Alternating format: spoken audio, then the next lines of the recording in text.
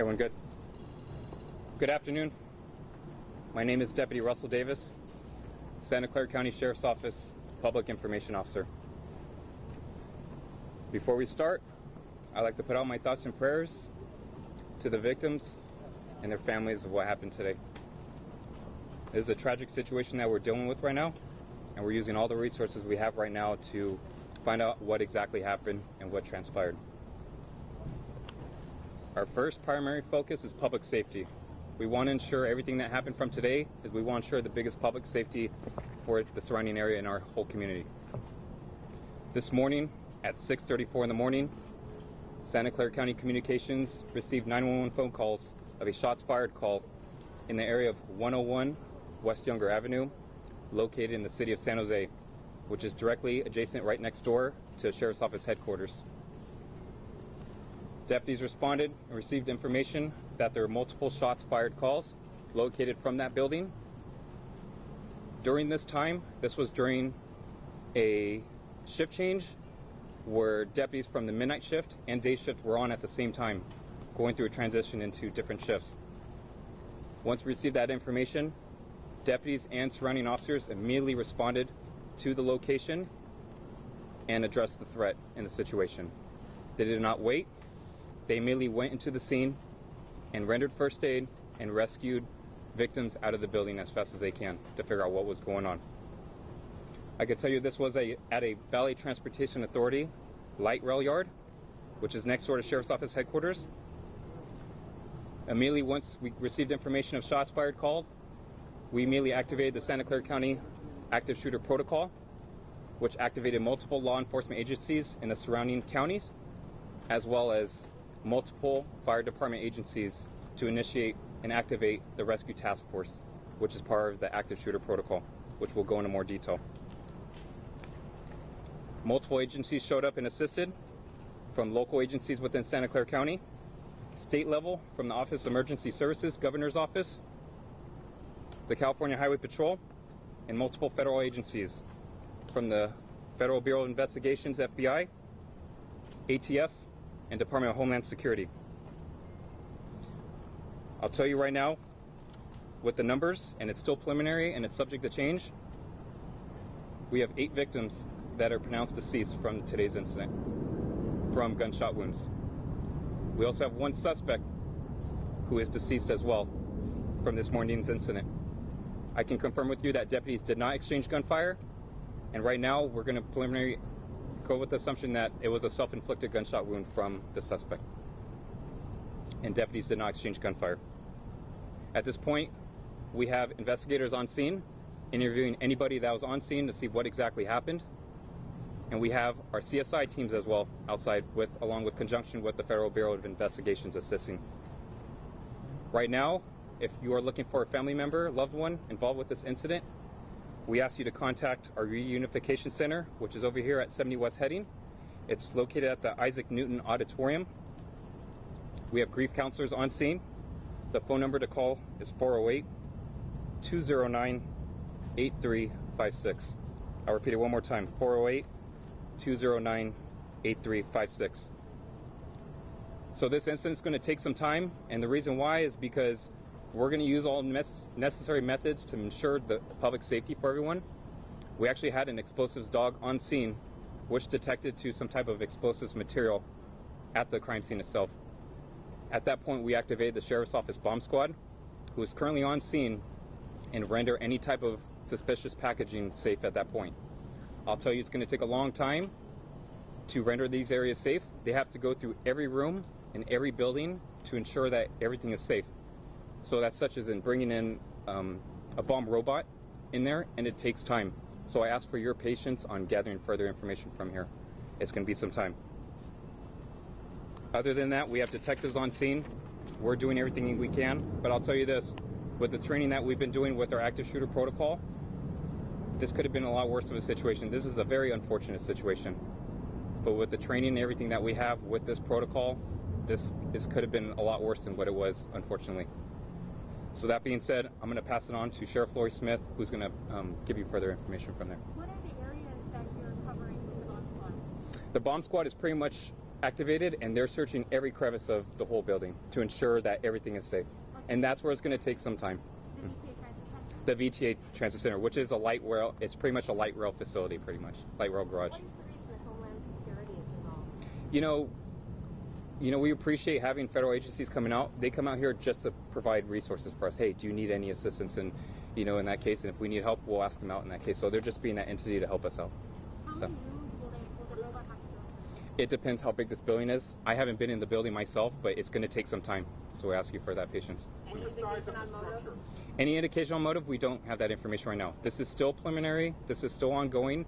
All the information I have is I can give out at this point, and we're still getting that as we get along. Were there any red Size flags? of the search area for explosive devices, and is there any indication that the people who were killed were specifically targeted, or was this an employee showing up at work with a grudge and just spraying indiscriminately?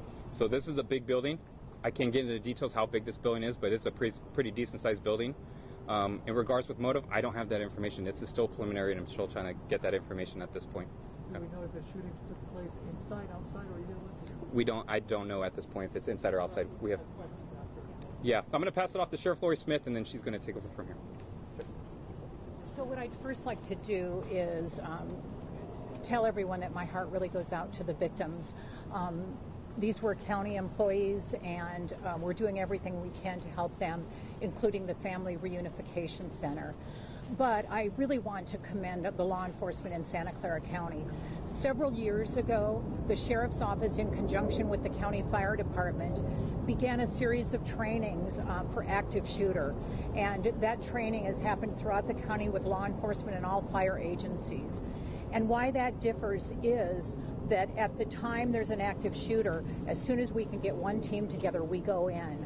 The first teams through the door were the Sheriff's Office and San Jose Police Department, and they're my true heroes. There was active shooting going on at that time. There were victims shot in two separate buildings, but they responded the way that they should. They took their life in their hands, and I know for sure that when the suspect knew the law enforcement was there, he took his own life. Our deputies were right there at that time. So it's a very complex investigation. We now know that San Jose is working on the house fire, and we're still putting that together. But our detectives are on scene, and we're doing everything we can to identify the victims as soon as possible so their loved ones can know. So thank you very much for covering this, and we will continue to give you updates as the investigation progresses. Was the suspect known to law enforcement? It's still too early for us to know, but the suspect was an employee also. Thank you. So I'm going to pass it on to Governor Gavin Newsom.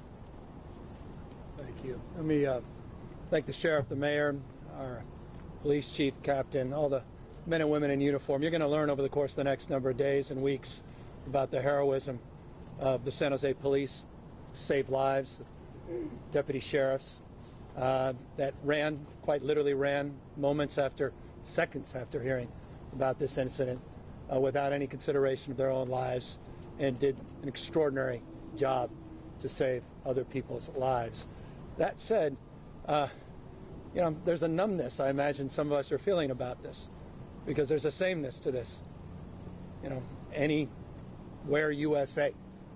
It just feels like this happens over and over and over again. Rinse and repeat, rinse and repeat. It wasn't that long ago I was standing out here talking about the tragic loss of children, one in a mother's arms, the Gilroy Festival, just here in this community, down in Southern California, and San Bernardino. Remember a few years prior in Santa Barbara. Pick a state. And here we are in the United States of America. We're experiencing something just is not experienced anywhere else in the world. There's a sameness to this.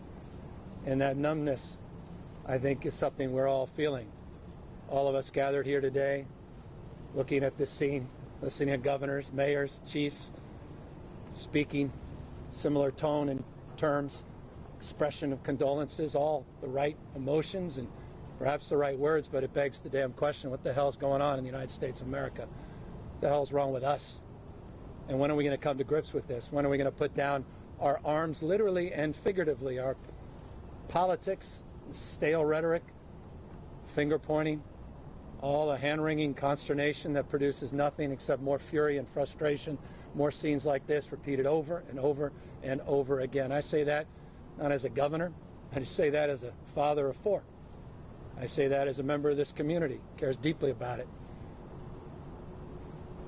So we'll have time to work through all of that. But one thing I just wanted to briefly speak to is the pain in those victims.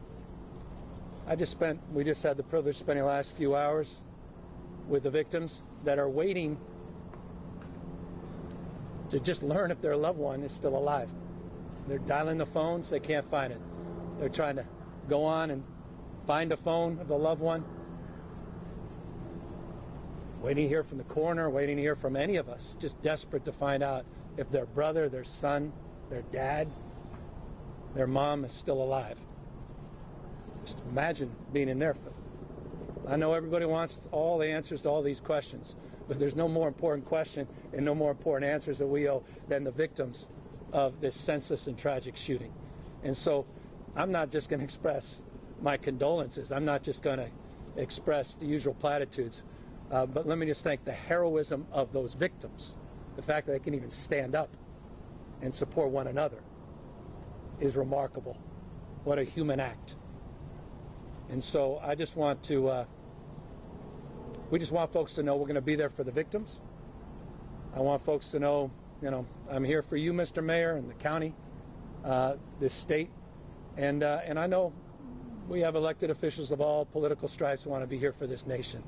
But it's time to deal with the endemic before this pandemic of gun violence, the pre-existing condition that somehow sort of pushed aside last year, but now has raised its ugly head again this year. And wake up to this reality and take a little damn responsibility, all of us, to do a little bit more and a little bit better this time and move beyond the platitudes and the usual rhetoric that tends to mark not just these moments, but the aftermath of these moments as all of you go away and this fades out of view, and then we rinse and repeat someplace else in this country. So again, to the victims, to those that lost their lives and the families lost their loved ones, yes, our hearts go out, but we are resolved to not make this meaningless, but to bring meaning at this tragic moment in our state and our nation's history.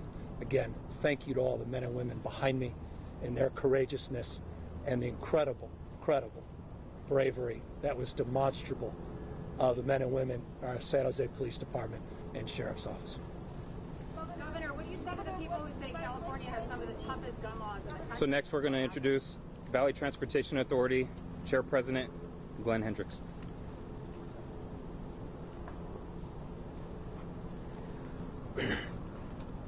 As you all know, a horrible tragedy has impacted the VTA family, the organization, and our whole community. And our thoughts and love go out to all the employees who have been directly and indirectly impacted by this horrible event. I want to let you know that the families have been moved to the Family Assistance Center at the Red Cross to continue to have meet with counselors about what's happening. We're really grateful for the outpouring of support that has come from union leadership and transit organizations from across the country. The VTA has suspended its light rail service and will probably be suspended for several days as we work through being able to get back into the yard. We'll be setting up bus bridges to go ahead and help get our customers around. We're asking that our customers be patient with us as we work through this event and try and recover our service. And I also want to thank all the law enforcement that's been involved in their quick reaction and the way they've been dealing with everyone who's involved by this. And once again, I want to say how terribly sorry I am and want to thank everybody in the VTA family who's been so affected. Next, we're going to introduce the President of the County Board of Supervisors for Santa Clara County, Mike Wasserman, and County Supervisor Cindy Chavez.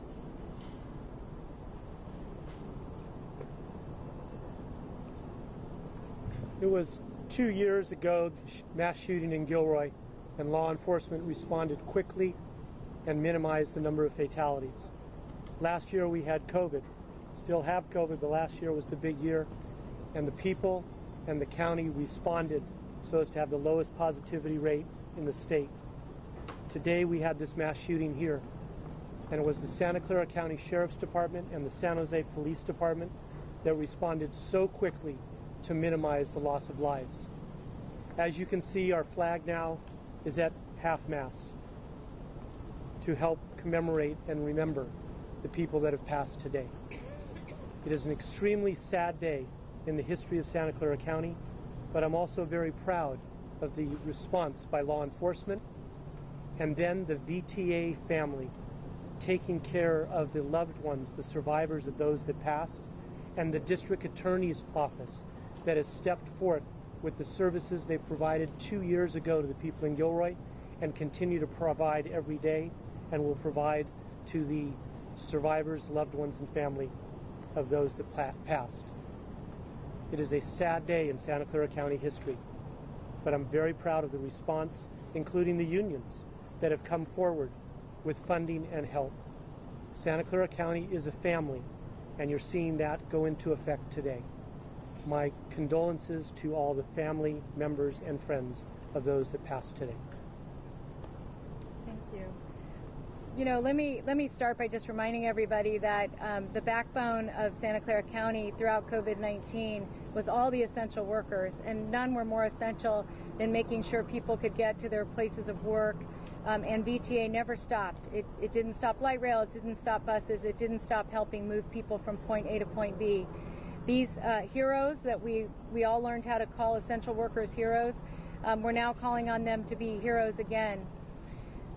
There's a fund that's been set up for these families, and by going to workingpartnerships.org, anybody who wants to make a contribution to the families that have been impacted, the VTA families that have been impacted, can do that directly by going to workingpartnerships.usa.org. I just want to close with this point.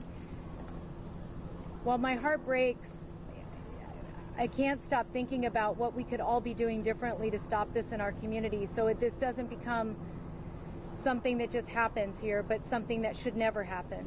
And thank all of you for being here. Thank you. Next, I'm going to introduce Mayor of San Jose, Sam Liccardo.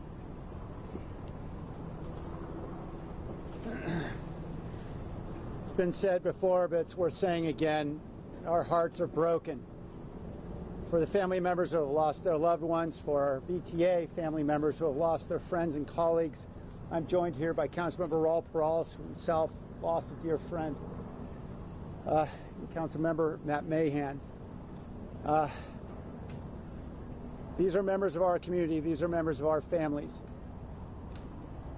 And right now, this moment is for mourning and for supporting those families and friends and loved ones. And we're going to do everything we can here at the city with all of our partners, and I'm so grateful for how everyone has stepped up. The Valley Transportation Authority and the county, and to have the governor come down here, literally came down here, said, I don't need to speak to anybody on any stage or anything, I just want to be here for the families. For hours he spent with the rest of us simply to be here with us. Everyone has stepped up in such a tremendous way, showing the heart of our community and how we care in times of tragedy. Tomorrow, we're going to have a vigil at 6 p.m. at San Jose City Hall. We know that our entire community will need this moment and many others to mourn together. And so we want to bring people together to be able to at least share a common humanity, particularly given all that we've been through over the last year and a half. This is a time when we need to be together. I want to thank Working Partnerships USA and South Bay Labor Council for setting up a fund, and we encourage anyone who wants to give to help support families in this difficult time to please give generously to that fund. These are, as Supervisor Chavez said so well, these are the women and men who support our community through this pandemic. They showed up at work every day as essential workers, despite risk to their own health. And they did it because they understood their mission, their commitment to public service. We owe them and their families so much. And I am so grateful for the San Jose Police Department and the Sheriff's Office that responded so quickly, undoubtedly saving lives as a result. We will continue to show our resolve as a community to come together. And as the governor indicated, we've got a lot of work to do to start to work on solutions. That work is still ahead of us. For now, we focus on everything we can do to support these families and their loved ones. Thank you.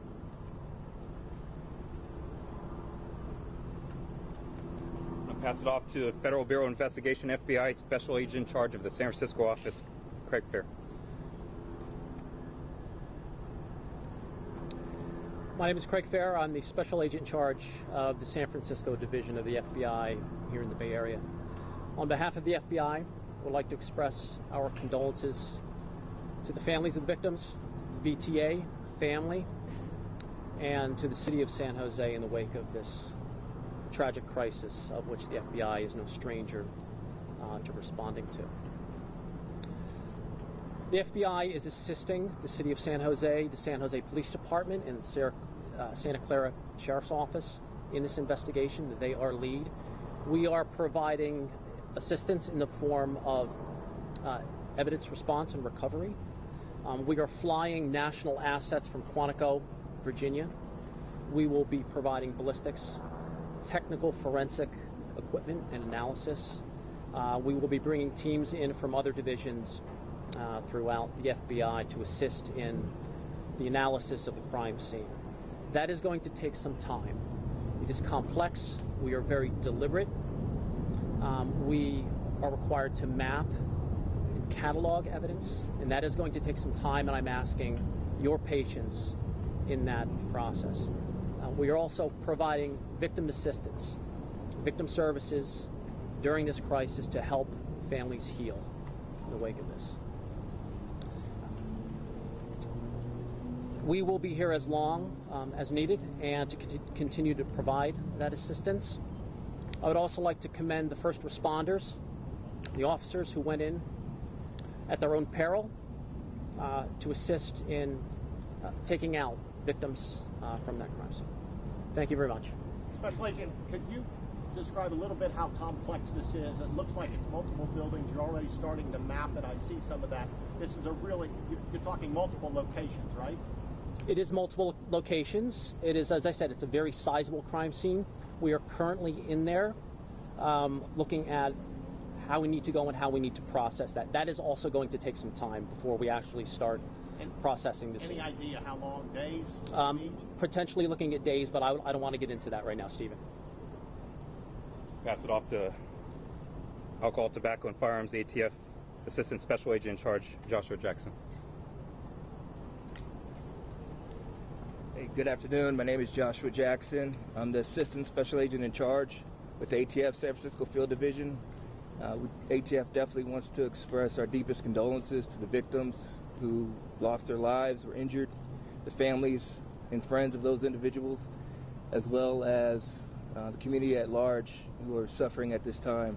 ATF is here supporting this investigative effort, as well as providing all of our experts in firearms, arson, explosives, to include our certified fire investigators, our certified explosives specialists, as well as our explosive detection canines. In addition to our personnel, we're also providing firearm ballistics information and resources related to our National Integrated Ballistic Information Network, NIBIN, as well as tracing.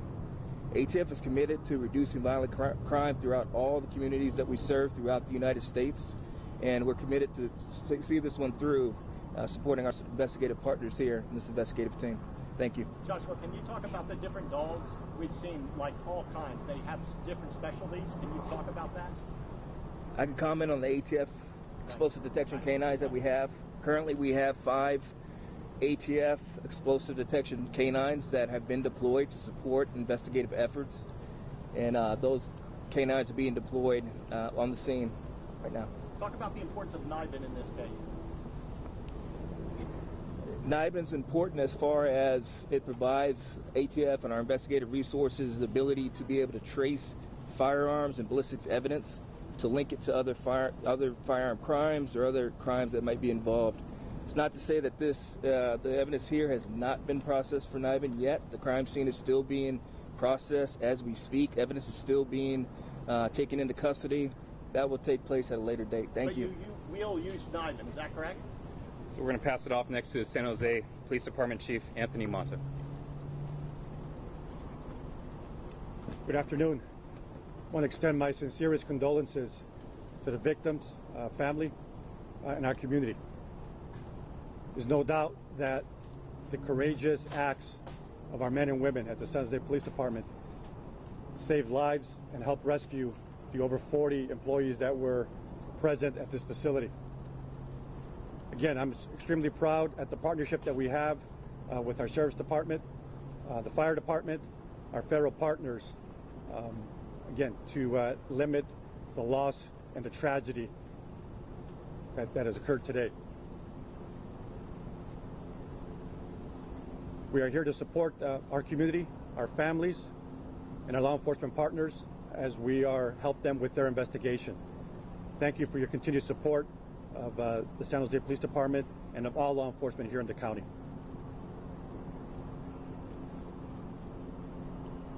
Next, we're going to introduce the San Jose Fire Department Chief Robert Sapien Jr.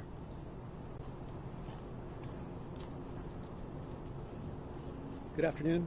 My name is Robert Sapien, San Jose Fire Department Fire Chief.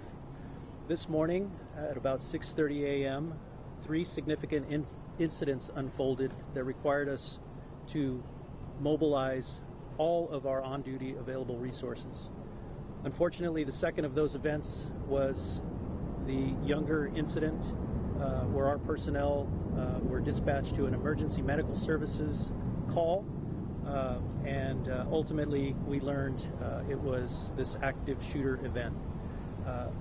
Our personnel very quickly employed their training and equipment, which allows them to tactically integrate with law enforcement officers. In today's event, there's some relief in reporting to you that the operations could not have gone more efficiently or effectively. The training that our firefighters receive in cooperation with our law enforcement partners allows them to treat trauma victims as quickly as possible to give them their best chance at survival. At today's event, as I said, operations ran as trained. And so we are very thankful that we were able to be here to provide assistance. We are very sad for the losses in our community, and we continue to be present to support our community. Thank you. Can you describe the 3 events? The fire, there was the shooting, and what else, sir? So I'm going to introduce next is Gene Cohen. This is from the South Bay Labor Council.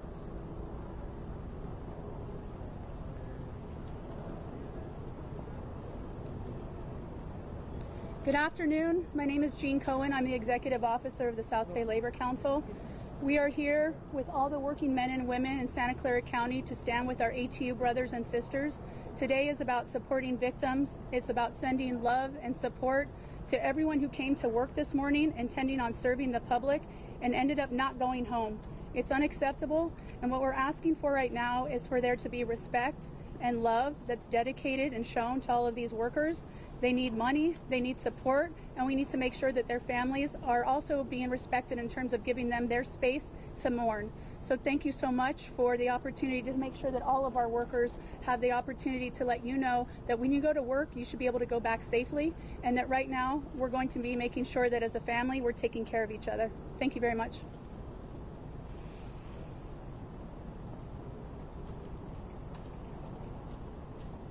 I just would like to close by saying this is an active Sheriff's Office investigation, and we will continue to provide you updates. But again, the deputy sheriffs from the Sheriff's Office, the officers from San Jose Police Department ran into the building while shots were being fired, and I know that it saved many lives. Thanks to the fire department also being part of our active shooter protocol and our rescue team. So we had some heroics that I think resulted in a diminished loss of life. You know, we're real proud of the people who serve in this county and that responded to this incident. And we will take some questions, and you can direct the questions at any of the speakers if you would like. Can you please explain, even in general terms, where the fatalities were located? Were they all located inside a building on a particular level? If you can explain what that building was used for as well, that would be good. So in regards with fatalities and locations, like I was saying earlier, it's still preliminary at this point. So one, we have to get the Sheriff's Office bomb squad in there to clear the area for investigators to go in and conduct their investigation. So this is going to be a very timely and methodical situation. So it's going to take a lot of time. So I don't have that information at this point. Though, all the bodies were found inside a facility in a building or outdoors? It's within that facility area. I don't have those answers at this point. So it's still preliminary. It can be either. I don't have that information at this point. It's still preliminary. Was anybody wounded? You talked about 9 dead, including the shooter. Were there others that were wounded? So on top of the fatalities that I mentioned, there is one person at a local trauma hospital that is listed in critical condition at this point. Was the shooter a legal gun owner, and can you say what the weapon was that he used? Right now, I don't have that information in regards with what weapon was used in that information. So are there bodies that are still inside the facility which you are not able to recover and remove them?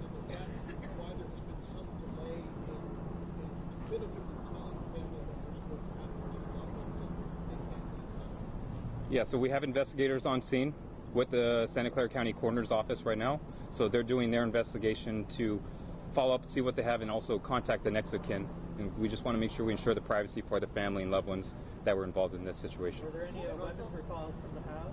I'm sorry? Were there any weapons recovered from the house? That's still ongoing. Weapons regarding with the suspect's house, we don't have that information right now. It's still ongoing in that case. What is the connection between the fire at his house and the shooting? Did the fire erupt before he left to go to? So I know there's some speculation saying there's a house fire within the city of San Jose and then something involvement with this. Again, we're using the investigators to determine if there is any type of connection to that case, but right now it's still preliminary and ongoing.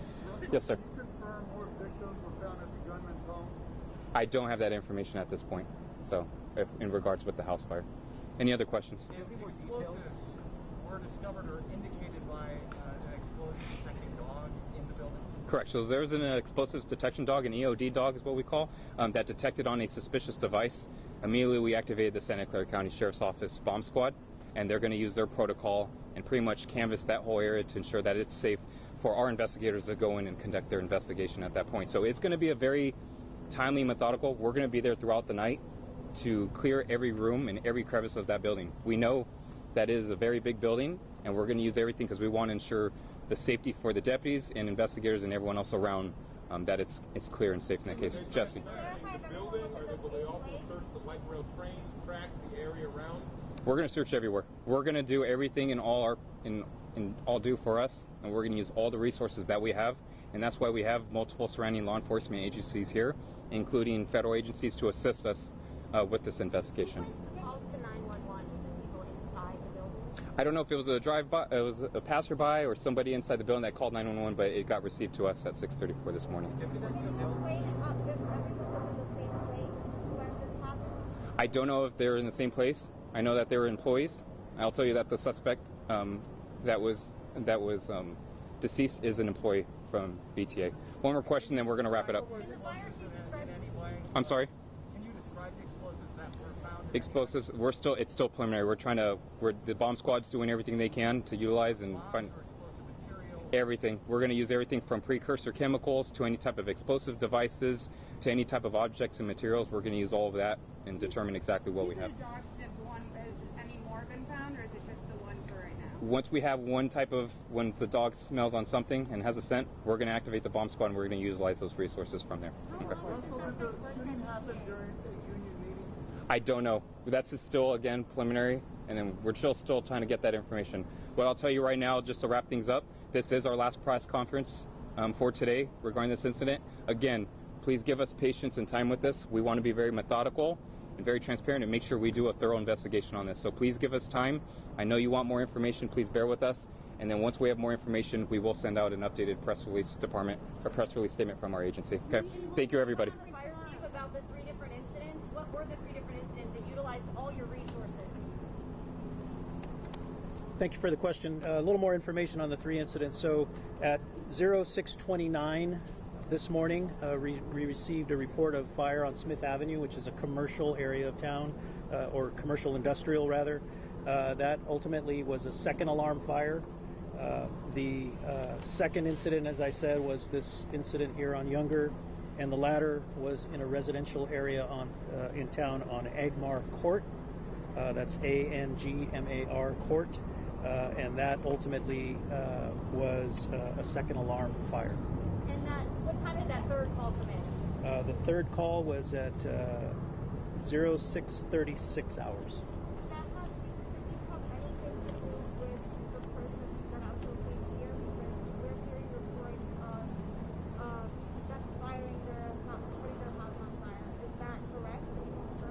The information I have is that the fire on Angmar is under investigation, and that's all I know at this time. Okay. I do not have any information to that. Any special precautions that your firefighters have taken when running? Our firefighters are equipped with ballistic protection, which is a bulletproof vest and helmet and goggles type of equipment. And they had to utilize those? And they utilize that by policy, yes. Any victims in the fires? I do not have reports of fatality fires. No. So we're going to wrap up this press statement. Everyone here will be here for individual interviews if you're interested, and then we'll wrap that up. Thank you for everyone for coming out.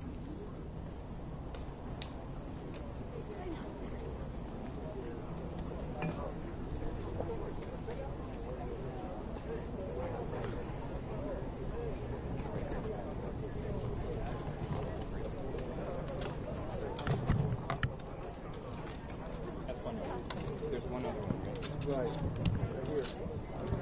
That's funny. Why don't we go over there? Which is where it says James. Oops, I'm sorry. Morris? Yeah, over James Plaza. We'll go there. Stands out, you know. You get a fat bite. What's that? I know you're going to get a bite for it. Oh yeah. Well, I think they wanted to go.